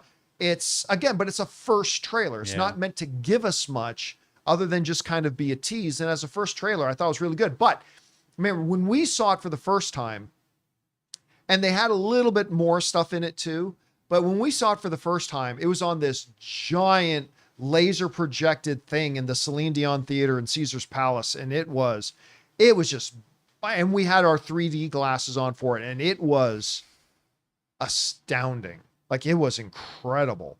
So, but again, it's a first trailer, and I thought it was pretty solid for a first trailer. All right, what's next? Dildar, the Glorious. Just when I was getting over my obsession with Blue Cat Girls, the new Avatar trailer drops. Thanks, James Cameron. Blue Cat Girls. Yep, they're back. Them some skinny folks, those Na'vi. They're pretty skinny. Lanky. Okay, lanky, that's the word. Yeah. Lanky. All right, what's next? Anonymous. Hey, all. So I'm starting to think James Gunn has a point about why the international markets aren't watching Superman as much. After all, Superman beat Man of Steel entire run domestically in 16 days, but international numbers are behind. Thoughts? Oh yeah, we talked about that even before the movie came out. Domestically, it's doing very solid numbers, but internationally, it is predictably kind of struggling a bit. You know what's doing better internationally is Fantastic Four. Mm-hmm. it's funny because Superman has done better numbers domestically than Fantastic Four, but Fantastic Four is doing better numbers internationally than Superman is. And it's just, look, I think most people can agree, whichever side of the political aisle you're on, I think most people will agree, left or right, that the United States' reputation in the world right now is not all that great. Right or wrong, fair or unfair, I think most people can agree that, the U.S.'s reputation internationally is not all that great right now. And other than Captain America, is there another superhero that is more associated with America, even though he's Canadian? Is there another superhero that's more associated with America? And we, before the movie came out, you guys watched the show, you saw Rob and I kind of discuss, wondering if that's going to actually have an impact once Superman eventually comes out, and then it did. Now, it should be pointed out, it's not doing bad internationally. Like, when I go over to its numbers right now, like, it's almost keeping up with, it's almost a 50-50. I mean, not quite. It's still off by a few percentage points, but if you look at it here, so domestically, it's about to cross the $300 million mark domestically. And it's not like internationally, it's got like $60 million. Yeah. It's got $214 million. But that is a number that they would like to see higher. Mm-hmm. Now, is the whole Americanism thing the reason why it's not doing as well internationally as it is domestically? No, it's not the reason. Is it one of the reasons? Yeah, we speculated before the movie ever came out that we thought it might come into play. And I think it is. I think that's one of the reasons. But again, it still has made over $500 million in 16 days. It's about to cross the profitability line. Because again, we did the math on the show the other day, whether you use the traditional P times 2.5 or whether you do the P plus M multiplied by 1.5, whichever formula you use, it breaks down that Superman needs to crack at about 550 to 555, $560 million to break even. It's going to be profitable. It's going to be profitable, which is, I think, more than they even should have hoped for with this movie. But yeah, it is a thing that the international numbers are not where the domestic numbers are. All right, what's next? Wyatt, when can we openly talk about spoilers for Fantastic Four? I have a spoilery theory about the mid-credits scene. I'm new to the channel and watch daily. I think he meant daily. Somebody asked me the same question about that, like with Superman. And years ago, my standard was when a movie finishes its full theatrical run and then has been out on home video for a month or two. Because then anybody who is actually interested in seeing that movie had more than plenty enough chance to watch that movie. I've shortened that since. Now I think it's like maybe a good 4 or 5 weeks in theater because here's the thing. Is talking about some open spoiler stuff like 5 weeks after a movie comes out, is that going to still spoil it for some people? Sure. But I'm sorry, if a movie's been out for 5 weeks and you didn't go see it, you're not that invested in that movie. I know there are exceptions. I know life happens and there are exceptions. 100%, 100%, 100%. But also, generally speaking, if you haven't gone to see a movie within 5 weeks of it being out in theater, I might suggest that you're not that excited for it. So maybe about 5 weeks, we can talk a little bit more openly about a movie once it's been out. But yeah, it's more of an art than a science. We kind of play it by ear. All right, what's next? All right, clock's ticking, guys. Go see it. Steven Stanley says, Fantastic Four really hit me. It's now in my top 10 MCU movies. Do you think we're finally free of the Bob Chapek era of oversaturation?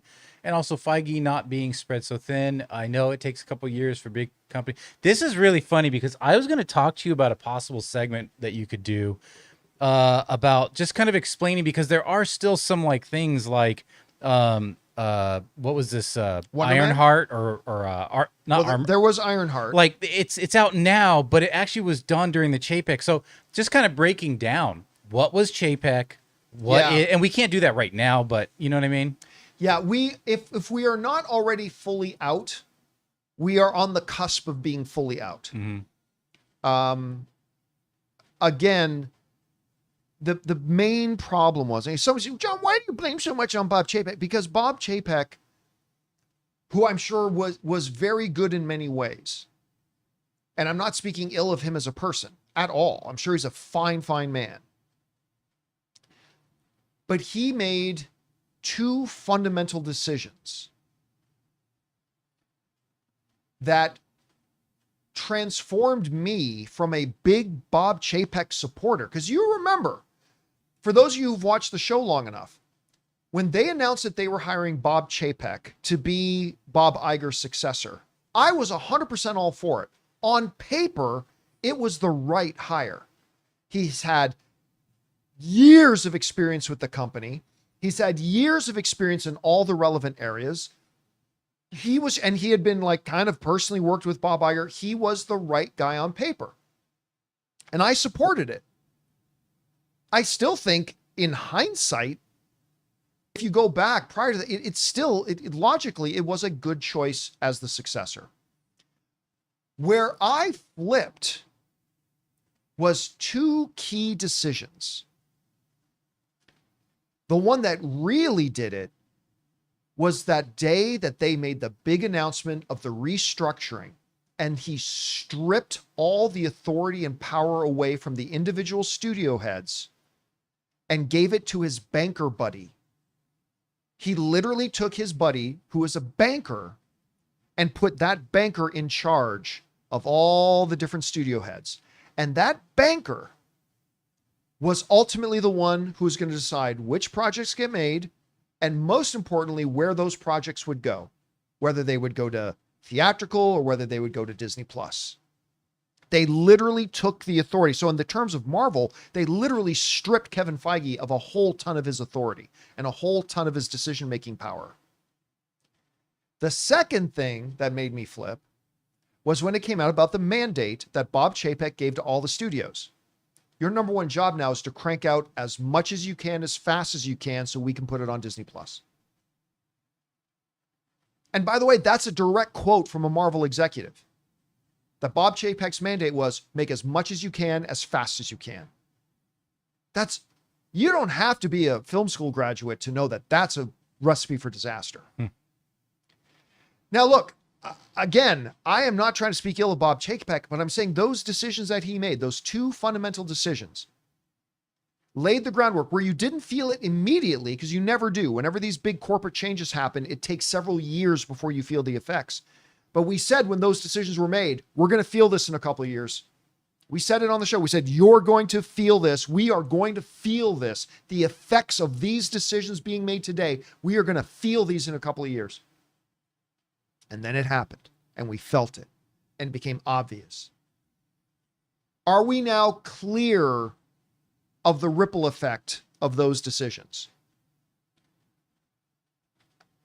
If we're not, then we are right on the cusp of it. So I feel all the worst of it is in the rearview mirror. Ironheart, again, was actually made.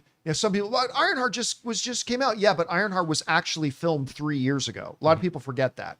Ironheart was actually made 3 years ago, still under the mandate. And I would say Daredevil was like a quasi, because that was Chapek, but then they kind of like restructured it. Yeah, but then once Feige got his power back, he scrapped everything they did and went back to the drawing board and started again.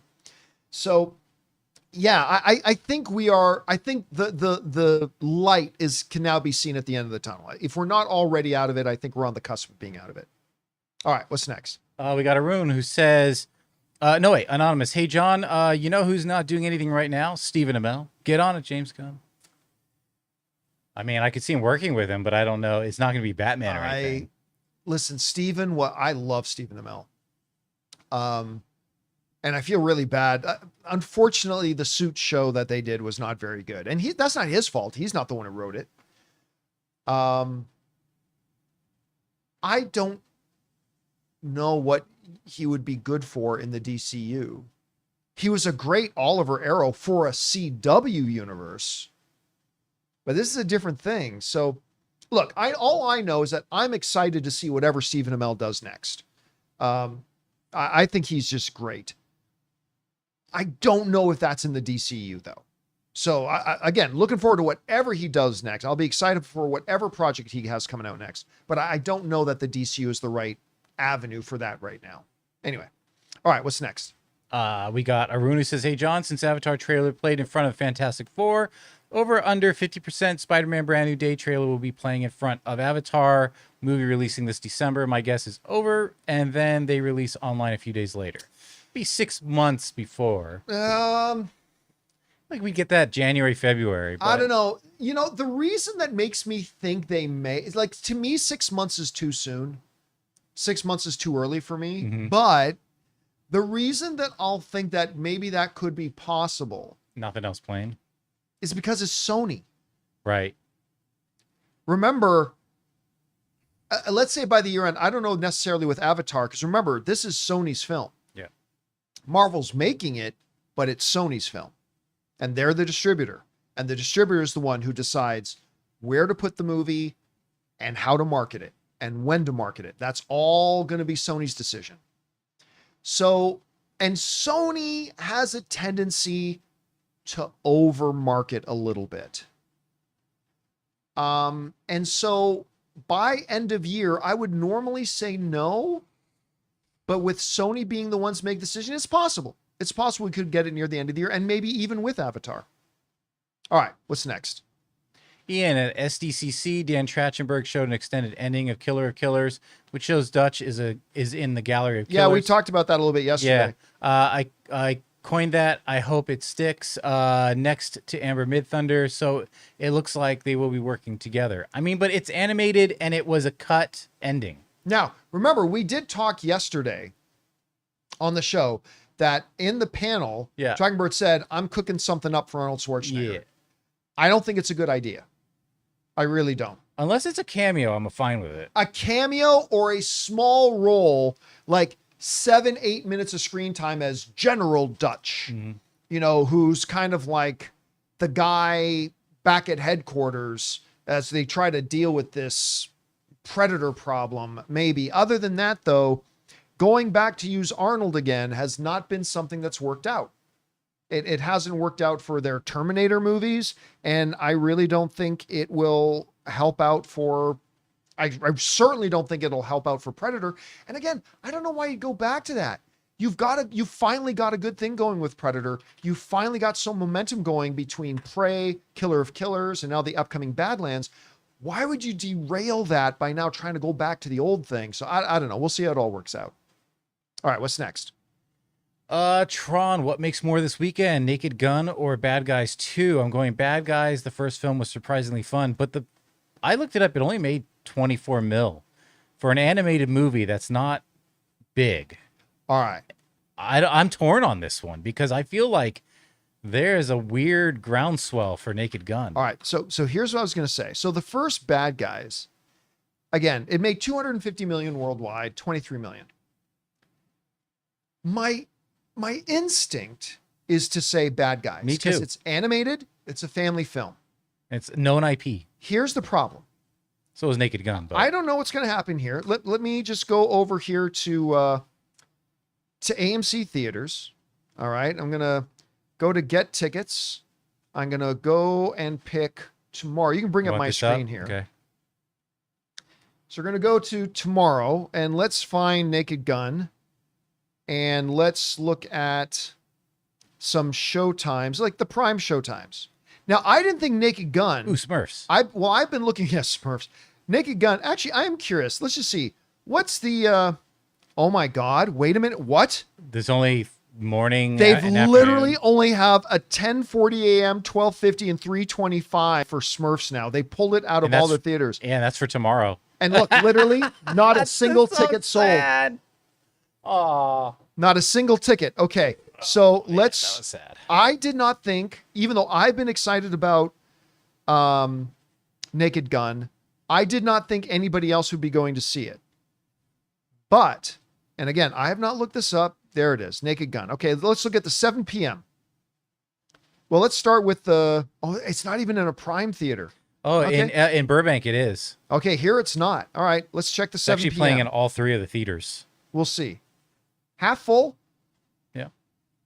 half full for 7 p.m. Man, in Burbank, it is packed. But all I know is that my buddy Scott Yeah. wrote to me and said, like, this is a couple of days ago, said I wasn't able to get a ticket for Naked Gun. Me either. I'm going Sunday morning. And then Jonathan comes in this morning and says, I haven't been able, because he wants to see it in the Prime Theater. I tried again this morning. I'm like, are you kidding me? Because All he the way said through Thursday, Friday, and Saturdays were all pretty much full, and right? Sunday. I'm like, what's going on? So then they added, as I was searching, I refreshed, they added one of their XL screens. I'm like, okay, I'll just do that. And it's Sunday morning. So all that to say is, like, Naked Gun is not going to make $100 million opening weekend, but I'm starting to think 30 or 40 million opening weekend. I think it's going to beat Bad Guys 2. I think it's going to beat Bad Guys 2. I could be way off. I don't know. I'm just guessing here, but we'll see. All right, what's next? Anonymous. I and many others hate the lack of colors has become the norm for movies and TV shows to try to express themselves as serious and prestige, especially in historical works. Everything has become stale and generic. History didn't look gray and brown or sepia. Well, I mean, color palette and color correction has always been an art with all film, right? And it says a lot about the mood and the tone that the filmmaker or the storyteller is trying to convey. So sometimes duller colors are exactly what a story needs to help convey a tone, to help convey the sense of that. And I think that's still applicable. If I was making a story that had a more of that kind of a heavier, tragic, or whatever, or serious tone, I would mute the colors a little bit. I would. If I was going for something like, a great example of this is the difference between Zack Snyder's Man of Steel, the most underrated comic book film of all time, and the brand new fantastic Superman movie that James Gunn did. All you have to do is load up 30 seconds of either movie. If you've never seen either of them, hit mute and just play on mute 30 seconds of each movie, and you would be able to get a bit of a sense of what the tone of each of those films are simply by the color palette.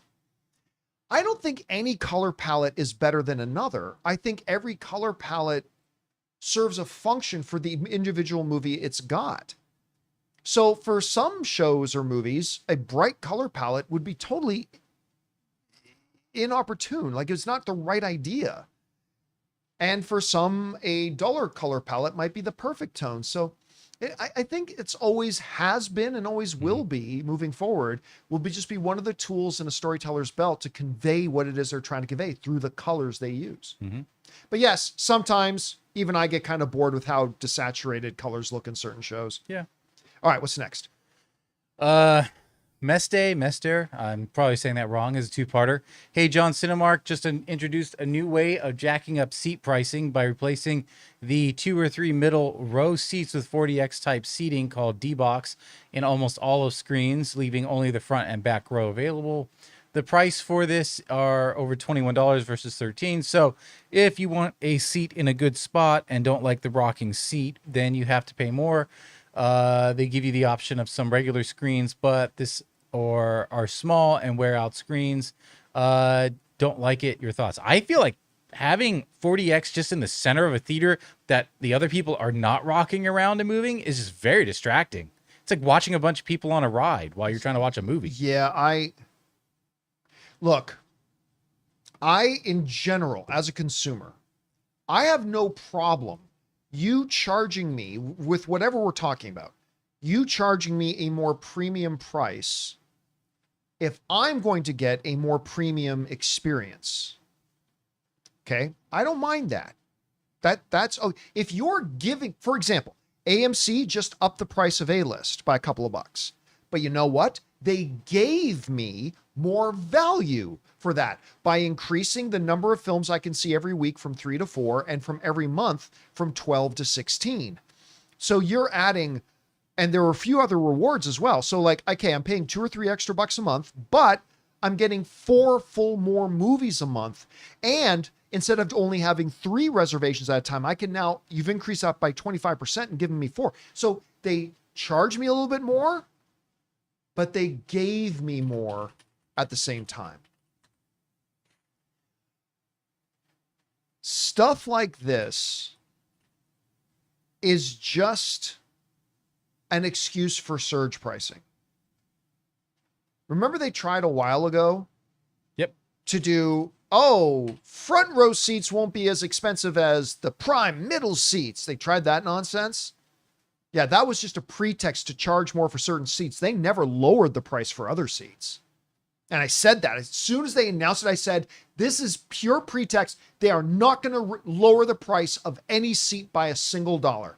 All they're going, like, I'm okay with it. If you want to make the best seat in the house $2 more expensive and make the worst seat in the house $2 less expensive, so there's a $4, it's not great, but I said, they're not going to do that.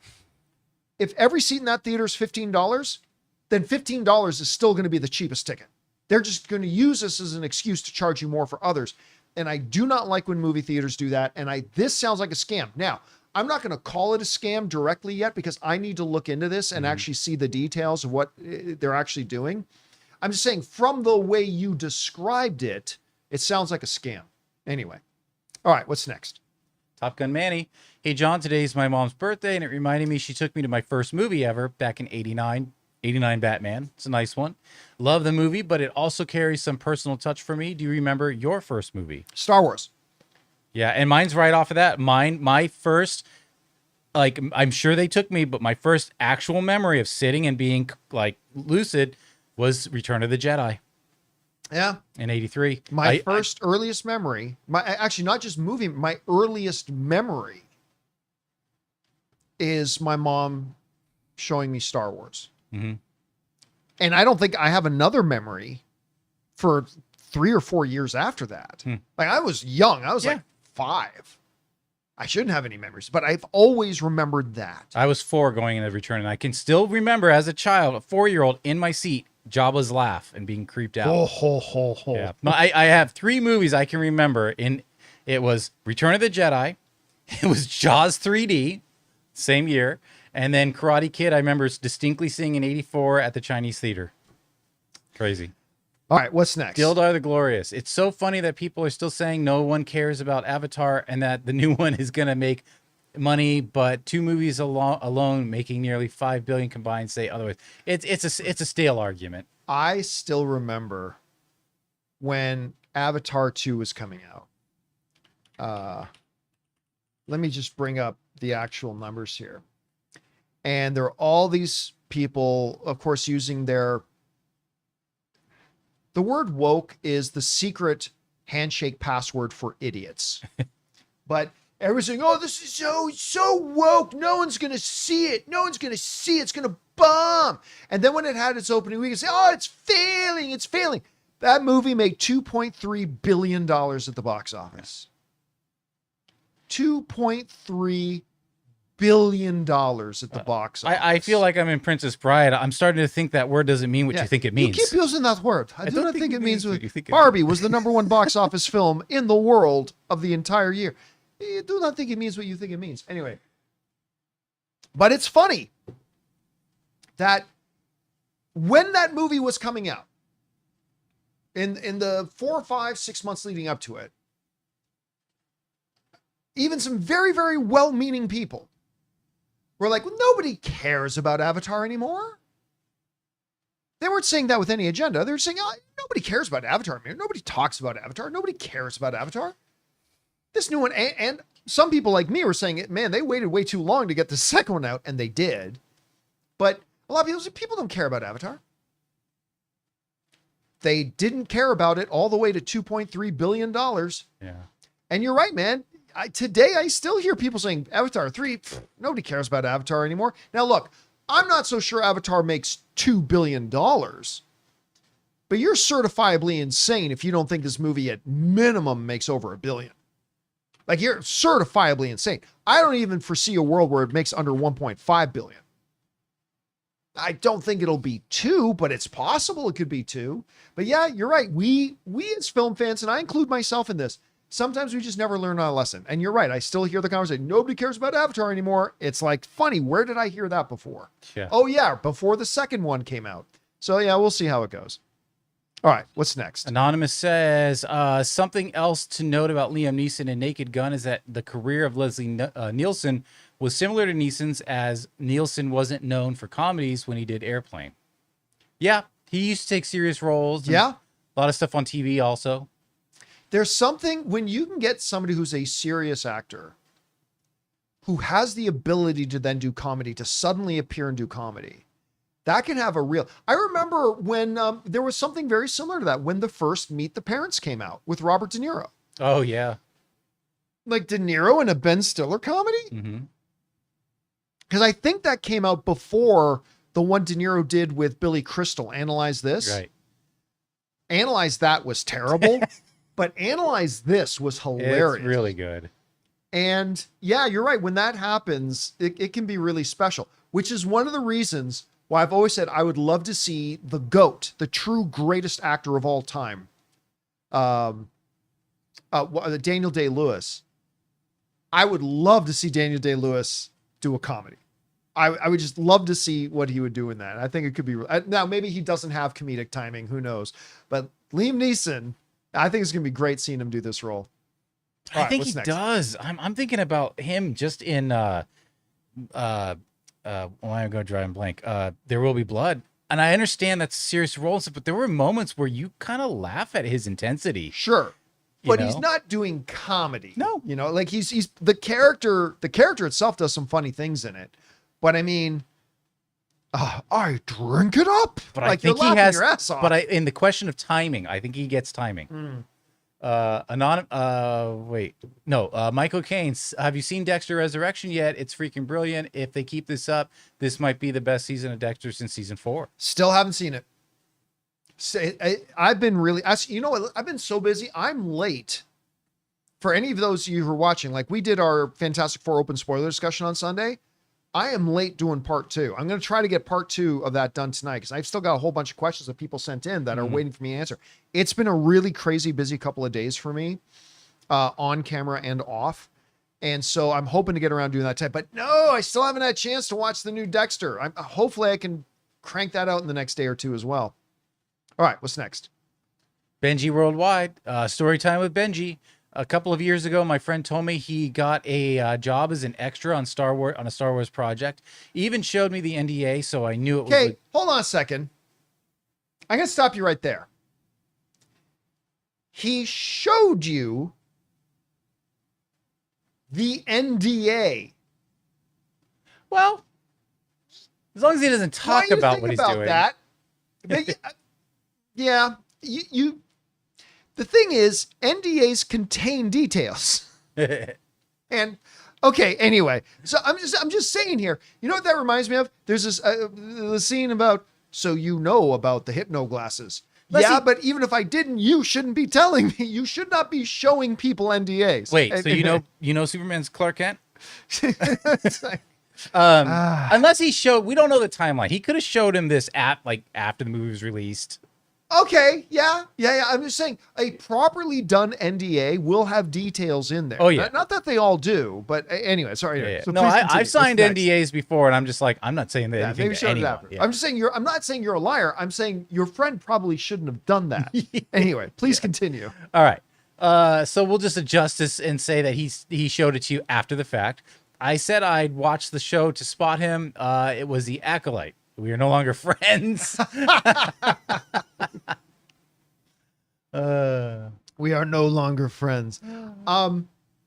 Yeah, man, The Acolyte. I was so, they announced The Acolyte at the same event that they announced Fantastic Four and Shogun.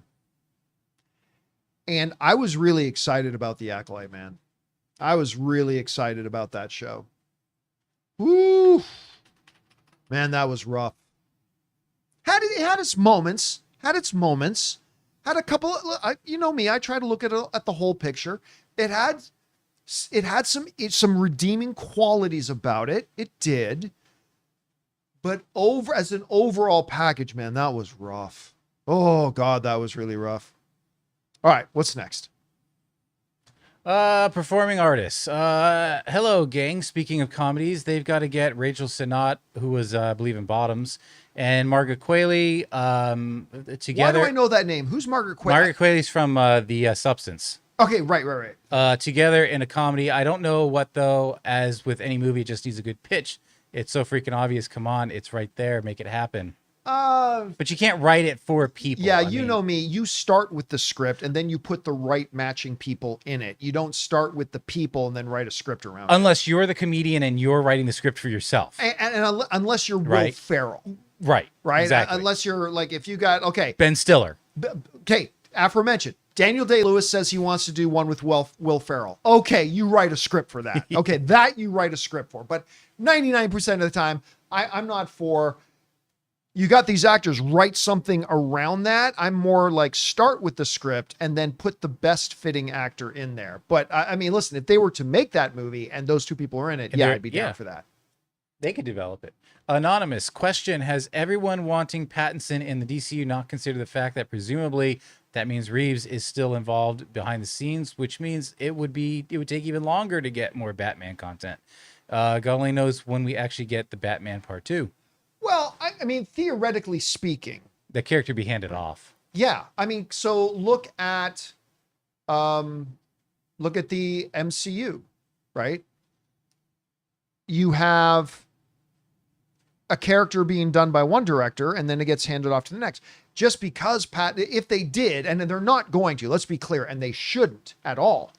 But in some other imaginary fairy tale land, let's say they did decide to put Robert Pattinson in the DCU. That doesn't necessarily mean that Matt Reeves would be involved. Mm-hmm. Matt Reeves does not own Batman. Matt Reeves works for DC. That means he works for James Gunn. James Gunn owns Batman. Well, DC does, but James Gunn's the CEO, co-CEO. So, I mean, in theory, if Robert Pattinson came over, that does not automatically mean Matt Reeves would be involved. Not that he shouldn't be. I'm just saying it doesn't mean he would be. Right. All right, what's next? We got, that was the last of our tips, but we have some members here. All right, let's get to it. King Daddy Goat. Hey, John and crew, checked out Trainwreck's new documentary on Netflix about them storming Area 51 a few years back. I remember that. Never thought I'd hear people chanting clap them cheeks. But what's surprising more, I encourage you all to check out Trainwreck's documentaries. Most have been great. Thanks, Bring on the Filthy. I'm not going to lie to you. I have no idea what any of that was about. Yeah, because there was this thing where people wanted to storm the gates of Area 51. I remember that, but somebody made a documentary about it? Yeah, I guess Trainwreck is a company that makes documentaries for Netflix on... Okay, because when they said Trainwreck, I immediately thought of the movie, right? Yeah, the comedy. Yeah. But that's not what they were talking about. No. Okay, I am completely unaware of any of this, but you've put it on my radar now. Trainwreck Netflix. It says Trainwreck Netflix refers to an anthology documentary series, not the 2015 Amy Sherman movie. Sure, that's right. Each episode focuses on a different train wreck event. So Woodstock 99, Balloon Boy. Oh, tell me Fire Island is one of the things they do. Probably. Well, maybe they wouldn't need to. That one was already made. There were a couple of documentaries about that already. I did actually see the Woodstock one. That was kind of sad, actually. But anyway, moving on, we got Jude Lehman. Hello and good morning to you, Mr. Campea. When will you be doing spoiler talk? Oh, well, we just addressed the spoiler talk number 2 for steps. Pretty soon. And look, it's fair to ask because I'm late. I said on Sunday, I'll get part 2 done within the next 48 hours. That means Monday or Tuesday. We're now on Wednesday and I don't have it done. So that is totally fair to ask. I am going to get that done tonight. We might need a part 3, but I'm at least going to get part 2 done tonight. Hopefully I'll be able to get the whole thing done. So tonight. Yeah. All right. What's next? We got Joe Hallen. Hey, John and crew. Hope your day's going great. Was wondering if you saw the reviews for Alien Earth Show, if you saw the new trailers for it and are excited. I'm personally very excited. I am very stoked for it. August is going to be great. All TV. the trailers I've seen for it have all been magnificent. Like, listen, the Alien Romulus did for Alien what Prey did for Predator. It totally resurrected the franchise. And this looks like it's going even deeper in that tone and that atmosphere that Romulus did. It looks. I've not read any reviews yet, but man, I can't wait for this show. I'm very excited for it.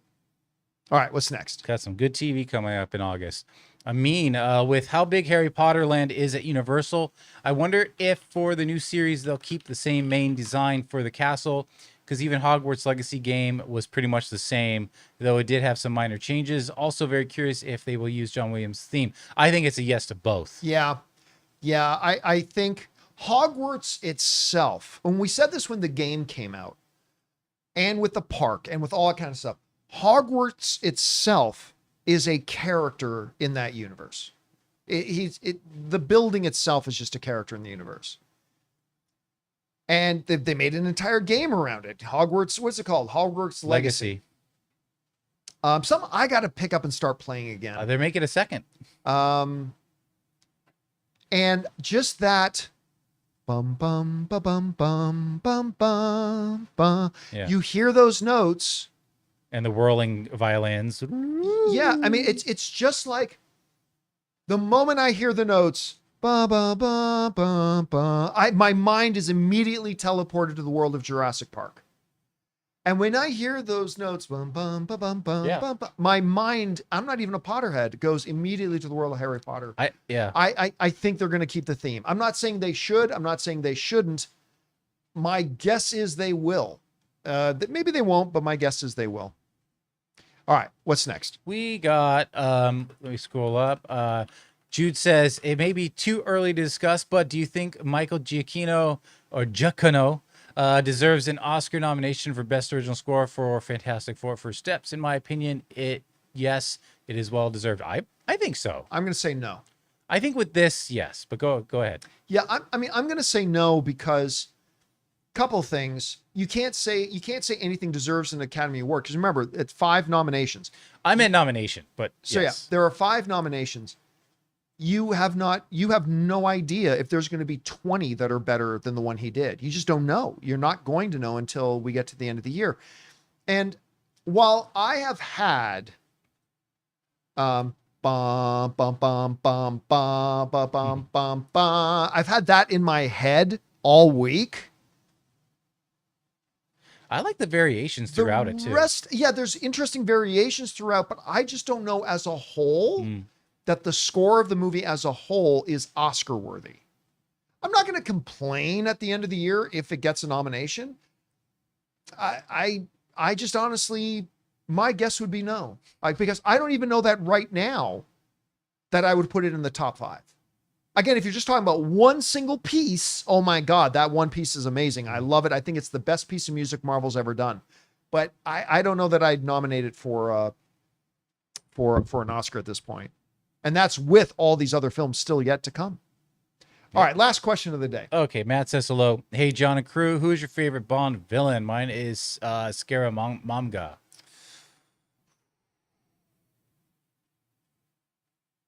Huh. You know, it's not people's favorite movie, but Javier Bardem. I just thought the way he played it, like, for instance, you take the last one, Rami Malek is an Academy Award winning actor. He's great. I never got into the character though, but man, I loved Bardem in it. I thought he just was terrifying and thrilling and fun to watch on screen and everything a good villain should be. So yeah, I'm going to go with that. Yeah, it's not bad. All right. And with that down, guys, that'll do it for today's installment of the John Campea Show. Thank you so much for being here and making our little show part of your day. Hey, listen, big special thank you to all you guys who sent in questions. Number 1, because you gave us great fun things to talk about. But number 2, you supported this channel as you did it. And all of us involved with the show, thank you guys so very much for your support. I want to give big thanks, of course, to Robert Meyer Burnett. Of course, our technical producer, Jonathan Boyko. See you guys later.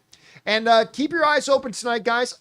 I don't know if I'm going to put up a pre-recorded one or maybe if I'll do it live just for fun. But later tonight, you're going to get part 2 of our Fantastic Four open spoiler discussion. That'll be going up either live or pre-recorded. I don't know yet. But that'll be coming up a little bit later. And don't forget to come on back and join us again tomorrow for the next installment of the John Campea Show. That'll do it for us, guys. My name's John Campea. And until next time, my friends, bye-bye.